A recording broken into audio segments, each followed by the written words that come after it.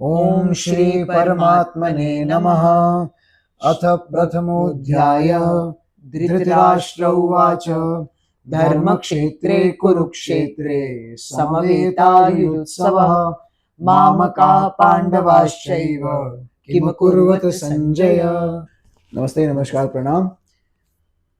हम भगवद गीता रेसिटेशन कर रहे हैं, भगवद गीता के श्लोक को समझ रहे हैं। एवरी डे वन श्लोक, हर रोज एक श्लोक का रेसिटेशन और एक श्लोक को समझेंगे। ये मेरी मम्मी है, प्रतिभा मिश्रा नाम है इनका मैंने जो इंट्रोडक्शन है और परिचय सुबह के वीडियो रामचरितमानस के पहले वीडियो में दे दिया है, तो समय बर्बाद नहीं करेंगे। We not waste time. रोज सुबह रामचरितमानस का एक दोहा और रात को सोने से पहले भगवद गीता का एक श्लोक and the meaning of it. तो स्टार्टिंग से भगवद गीता मम्मी आप शुरू करते हैं। चलो आप समझाओ। शुरुआत में हमारा प्रश्न ही कर रहे हैं धृतराष्ट्र, जो हमें मालूम है कि जन्मांध थे, जन्म से ही अंधे थे। अच्छा, एक खाली ओवरव्यू एक बार, खाली मोस्टली सबको पता है, लेकिन अगर कोई शुरू कर रहा है तो दैट्स वेरी गुड। तो खाली एक बार, धृतराष्ट्र और पांडु ये दो भाई थे और महाभारत की युद्ध इन दोनों के बच्चों के बीच में लड़ा गया था। बिल्कुल ठीक है। कृष्ण भगवान थे पांडु के बेटे यानी अर्जुन, युधिष्ठिर और 5 भाइयों के साथ, है ना। कृष्ण भगवान उनके साइड पे थे और उन्होंने अर्जुन को, वैसे यहाँ प्रतीक बता दूं बेटा, तो 5 हमारे विश्व का निर्माण पंच तत्वों से हुआ है। हमारे शरीर में 5 इंद्रियां हैं, तो जब ये 5 कंट्रोल में चलेंगे तो हम अपने वश में चलते हैं। कृष्ण उसका प्रतीक है कि वो सारथी हैं इन 5 के।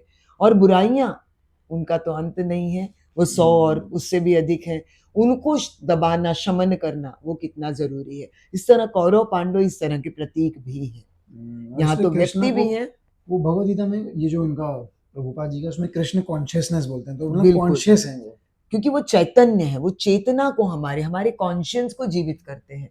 तो हमें, और उसके लिए हमारा 5, जैसे हमारी साधारण बोली भाषा में कहते हैं 5 उंगलियां बराबर नहीं होती, तो इन 5 को लेना एक साथ, तब मुट्ठी बनेगी, तब उसकी शक्ति में वृद्धि बढ़ोतरी होने वाली है। और यहाँ पर मैं फिर आऊं तो धृतराष्ट्र हमारे मात्र शारीरिक रूप से, ये पहला आप कुछ बोली अर्जुन विषाद, आप हाँ, ये है कि ये जो शुरुआत ही हुई है, ये चैप्टर का, इस अध्याय का नाम है अर्जुन विषाद योग। अर्जुन को दुख हुआ। विषाद मतलब दुख। बिल्कुल, विषाद यानी दुख। कहीं अर्जुन बैटलफील्ड में बोलते हैं कि ये तो मेरे लोग हैं, मैं इनको मुझसे मुझे लड़ना ही नहीं है, क्यों लड़ूं। जैसे हम कई बार बच्चे भी कहते हैं, हम भी छोटे स्टेज से भी ले, मैं स्कूल से याद करूं तो क्यों पढ़ना है, मुझे स्कूल ही नहीं जाना है। गेट पर आकर कह दे अब जाना ही नहीं है हमको, फिर हम उनको समझा बुझा कर लाने की कोशिश करें। कुछ इस तरह का भाव है। तो अर्जुन इस समय विषाद में है, और इसलिए शायद भगवद गीता को मैनेजमेंट का फोर्स में बनाया गया है, क्योंकि हर व्यक्ति के जीवन में वो अर्जुन का वो क्षण आता है और जहाँ एक कृष्ण रूपी गुरु की जरूरत होती है। इसलिए मैंने सोचा कि हम भगवद गीता रात को मतलब एक श्लोक और डिस्कस करके सोए, ताकि रोज रात को एक कोई थॉट के साथ हम सो जाएं। बिल्कुल, तो हमारा कॉन्शियस कहीं जागृत हो। एंड इवेंचुअली आज मतलब शुरुआत के कुछ श्लोक शायद इतना इंफॉर्मेटिव, वैसे मतलब स्टोरी वाइज तो इंफॉर्मेटिव है ही, लेकिन शायद उनमें सीख कम है, जानकारी अधिक, स्टोरी वाइज इवेंचुअली तो बिल्कुल बस वील उसकी बेसलाइन बनाती है। हम डिसिप्लिन रहेंगे, हम वो रहेंगे, एंड आई होप कि और लोग जुड़ते जाएं एंड पीपल आर, क्या बोलते हैं उसको, डिसिप्लिन एक साथ। बिल्कुल। अब ये यहाँ पर कंसिस्टेंटली करें।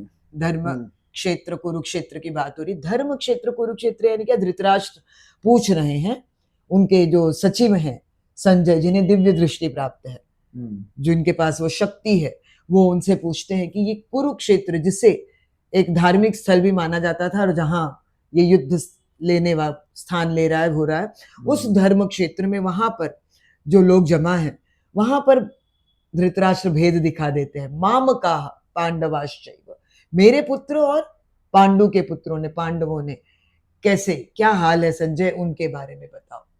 मुझे यहाँ कबीरदास जी याद आते हैं कि कैसे धृतराष्ट्र कृष्ण से, ईश्वर से दूर है। जब मैं था तब हरि नहीं, अब हरि है मैं नाही। मैं घमंड का प्रतीक है, मैं ईगो का प्रतीक है।